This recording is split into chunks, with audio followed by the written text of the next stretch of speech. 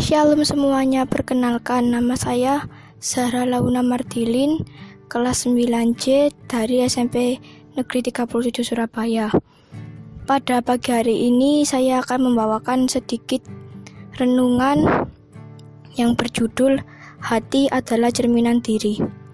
Sebelum kita masuk renungan, marilah kita berdoa terlebih dahulu. Mari kita lipat tangan dan tutup mata. Tuhan Yesus, terima kasih untuk berkat-Mu pada pagi hari ini.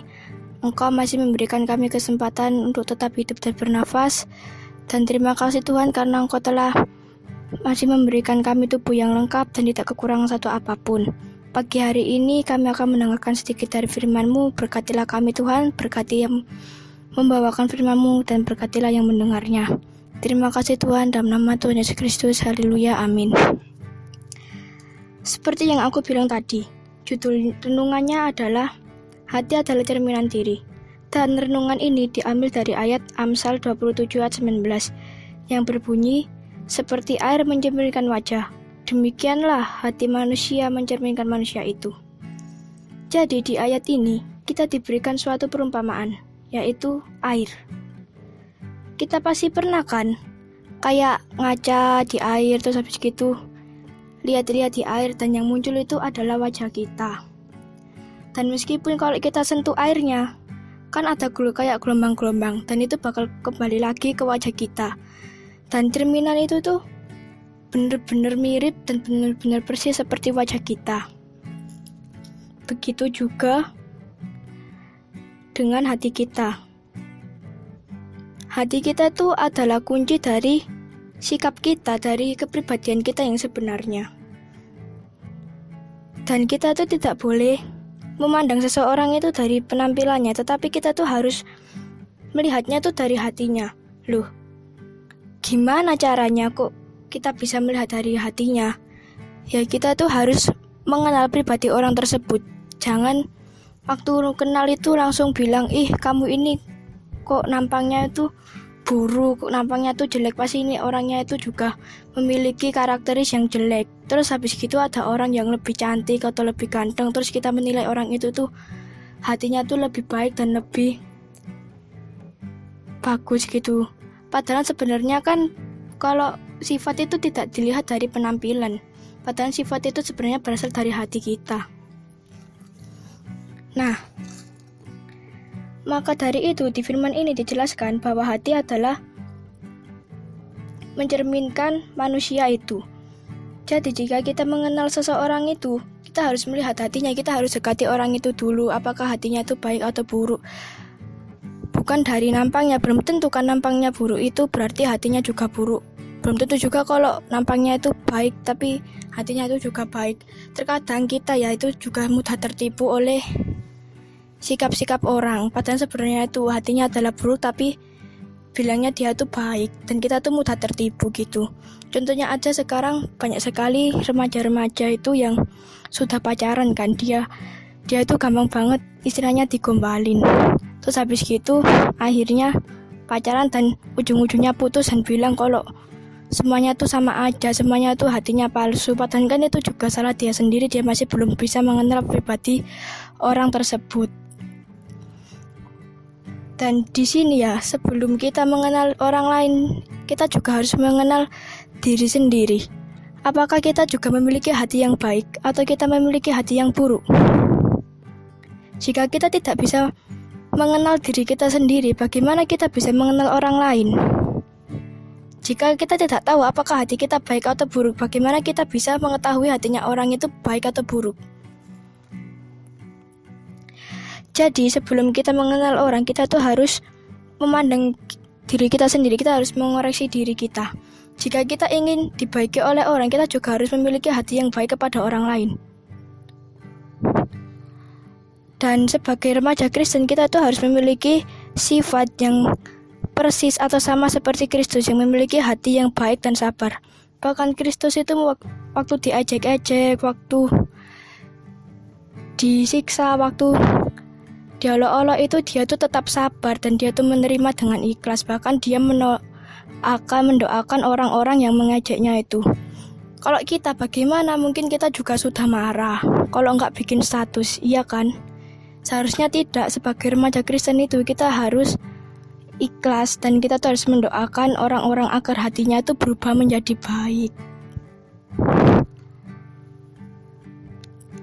Jadi intinya kita tuh sebagai remaja Kristen harus memiliki hati yang baik, karena hati itu adalah cerminan dari hidup kita. Dan ada satu pujian kan bahwa hati adalah obat, seperti obat yang senang. Jadi kalau hati kita senang ya tubuh kita sehat, kalau hati kita sedih ya tubuh kita ya sakit-sakitan. Jadi intinya kita harus memiliki hati yang senang, mengucap syukur, dan intinya memiliki hati yang dekat dengan Tuhan dan jangan melupakan Tuhan. Amin. Sekian renungan dari saya. Sebelum penutupan, marilah kita berdoa terlebih dahulu. Mari kita lipat tangan, tutup mata. Tuhan Yesus, terima kasih untuk berkat-Mu pada hari ini. Semoga firman pada hari ini dapat menjadi pedoman dalam hidup kami semua. Tuhan, kami juga ingin berdoa untuk para medis yang sedang menangani kasus COVID-19. Kiranya Engkau melindungi mereka ya Tuhan, berikanlah kekuatan dan imun yang kuat. Berkati dan lindungilah juga keluarga mereka ya Tuhan. Dalam nama Tuhan Yesus Kristus, haleluya, amin.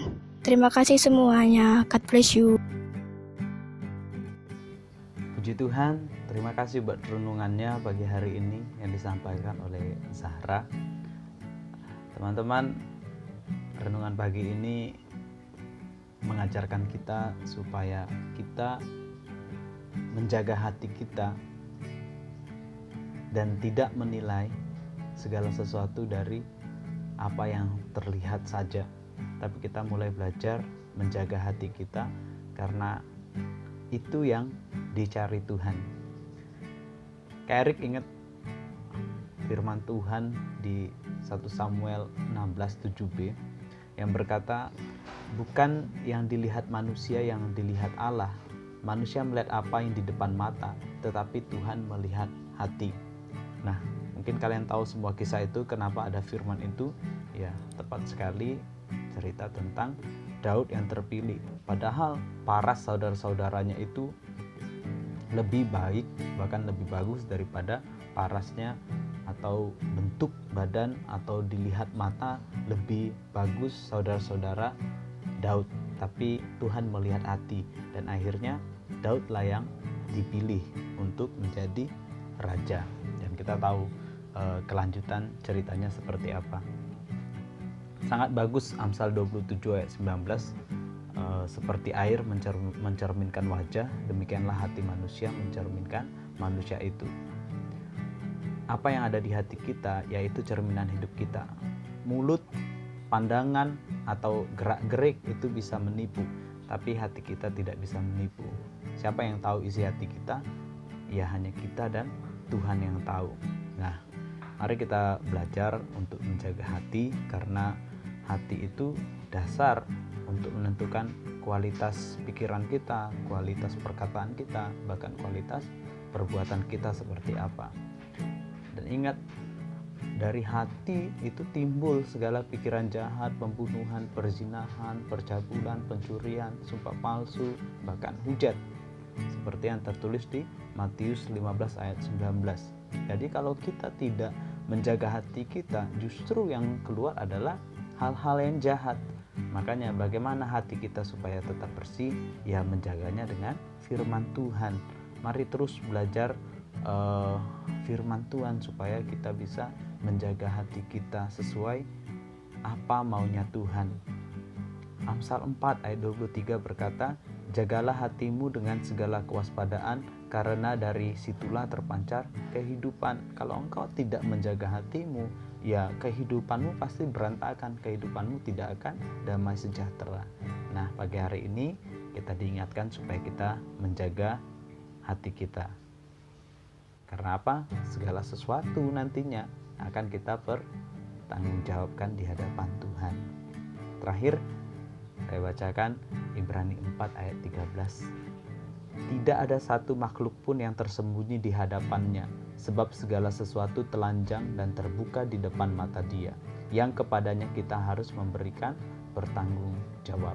Jadi, hati kita yang akan selidiki oleh Tuhan. Jangan cuma bisa menyanyi, selidiki hatiku.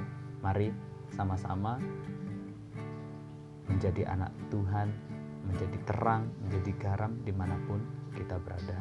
Biarlah renungan pagi hari ini boleh memberkati kita semua dan menjadi bahan rema, bahan renungan kita untuk menjadi pribadi yang lebih baik lagi. Puji Tuhan, terima kasih. Tetap semangat untuk mendengarkan firman Tuhan, membaca firman Tuhan.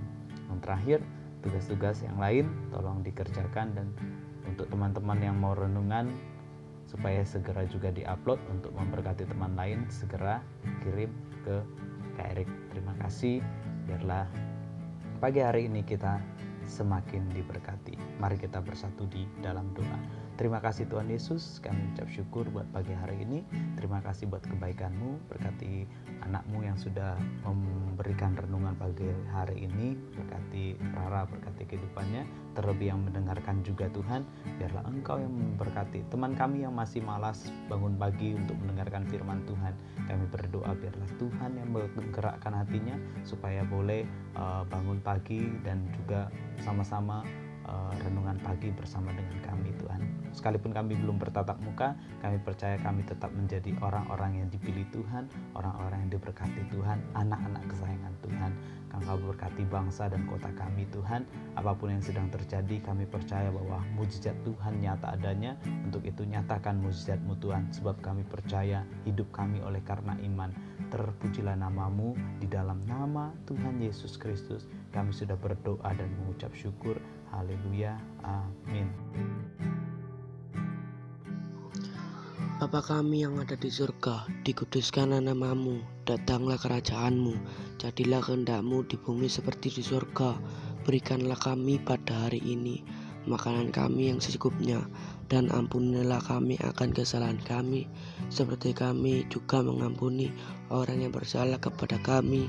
Dan janganlah membawa kami ke dalam pencobaan, tetapi lepaskanlah kami daripada yang jahat, karena Engkaulah yang mempunyai kerajaan dan kuasa dan kemuliaan sampai selama-lamanya. Amin.